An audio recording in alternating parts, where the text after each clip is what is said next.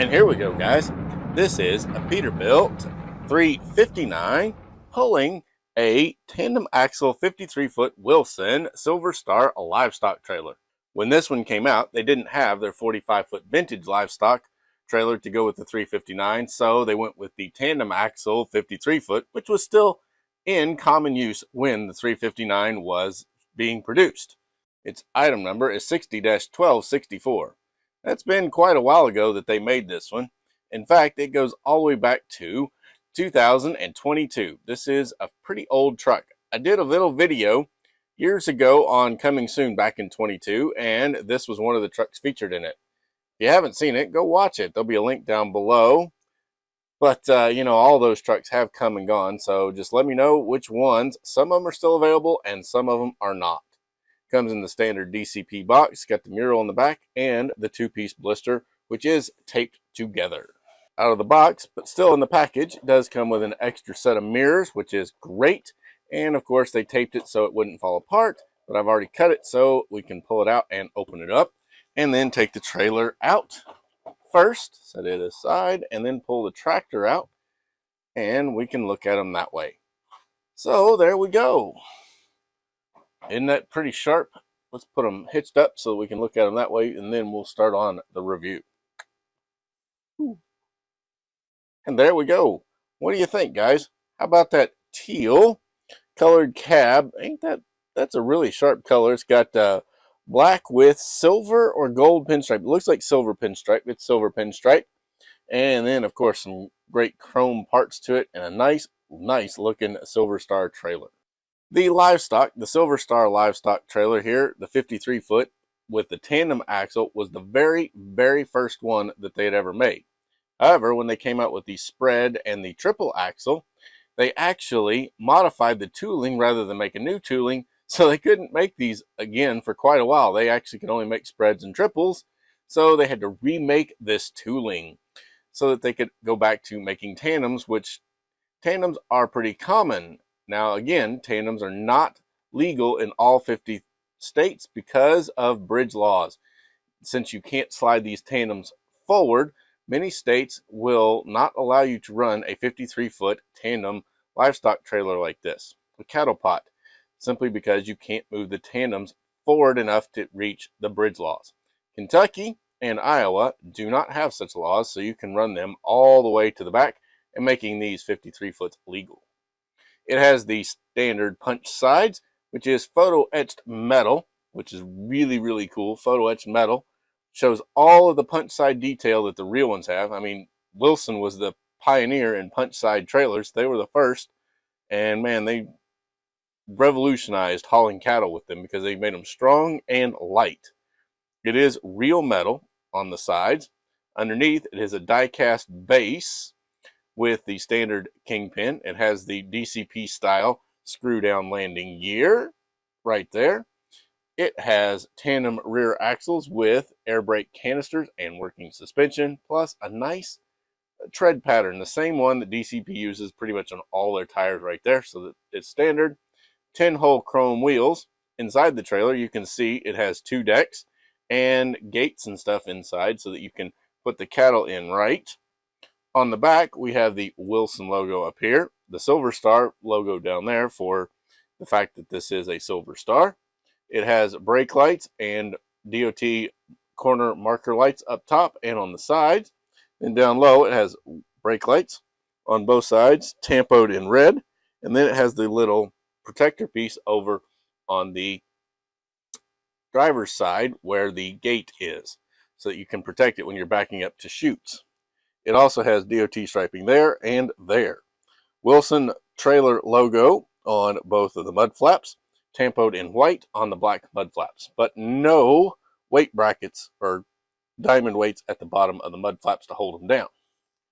These doors do go up really pretty easily.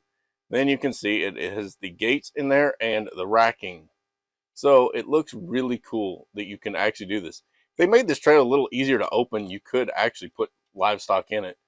I have done it before. You can take these screws out and you can very carefully bend the side up, but you run the risk of popping it loose at the top, and you don't really want to do that. It has a translucent plastic top which, by the way, the real ones have a translucent plastic top, so that is correct instead of metal.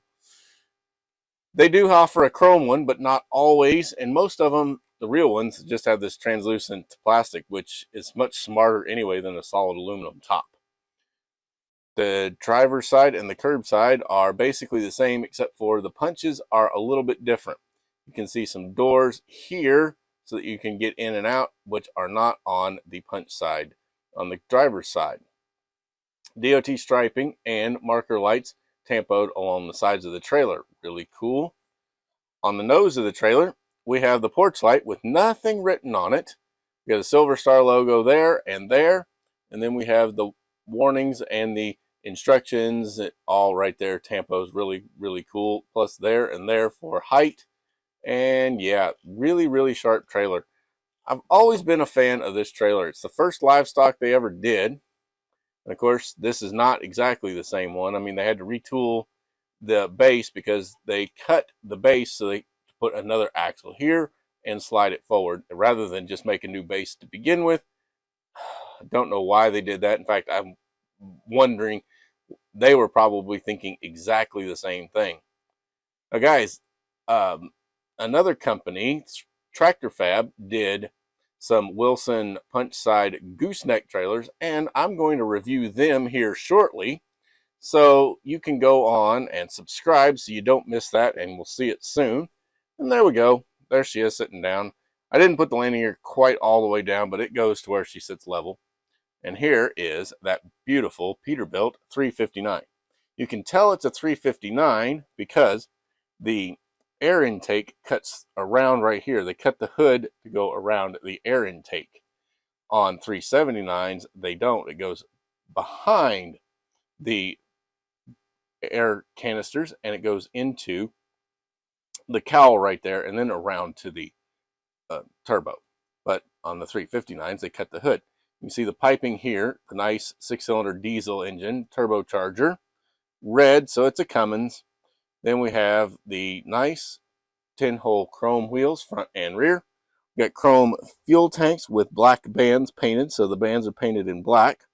Chrome on the steps, chrome stacks, which are straight with flat cuts, chrome mirrors, chrome breathers. Up higher, we have chrome on the air horns, and we got chrome on the deck plate, plus the pogo stick is chrome plated. Chrome half fenders. They're not full fenders, they're half fenders. They cover the first axle, leaving the second axle exposed. We got chrome brackets on the mud flaps back there, and then chrome weights on the bottom of the mud flaps. The little diamond weights.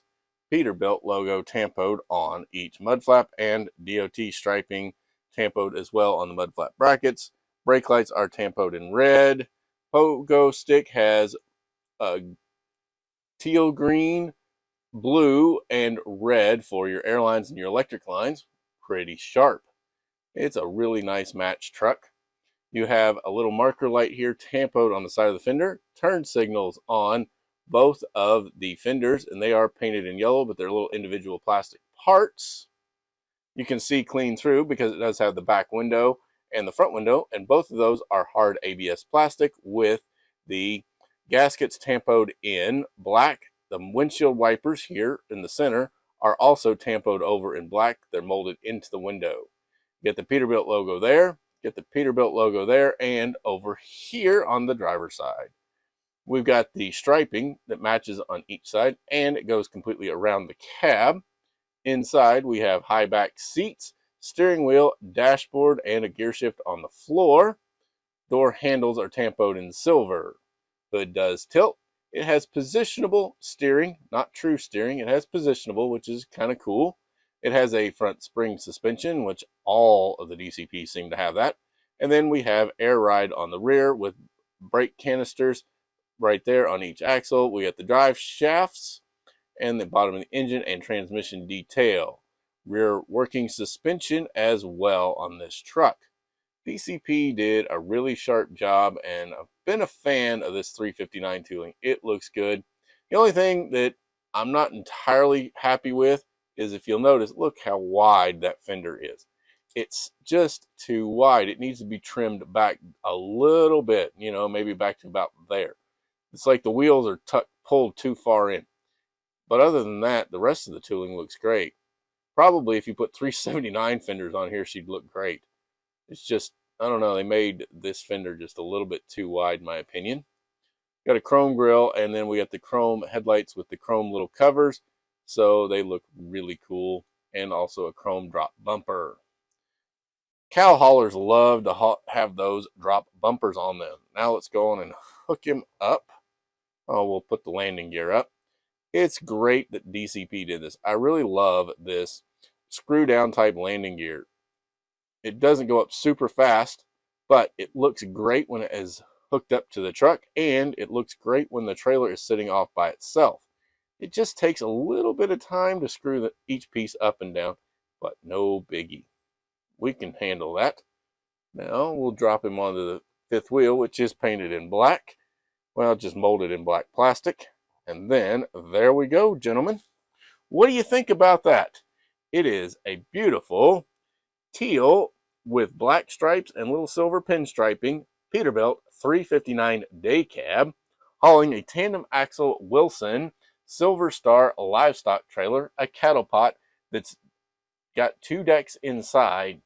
It's a die-cast metal model with photo etched metal punch sides on the trailer. A really, really sharp model that would look great in your collection.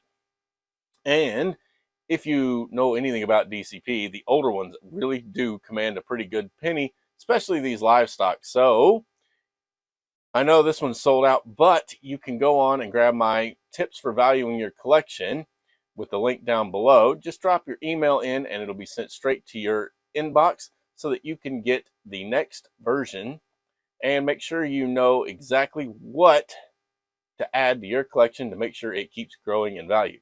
Because let's face it, guys, we're buying this stuff to enjoy, but why not, if we enjoy it, why not at least make sure we get some that are gonna, make money when we sell them later. I'm Logan, the 64th Gear Jammer Skill, and I'll be back soon with another video.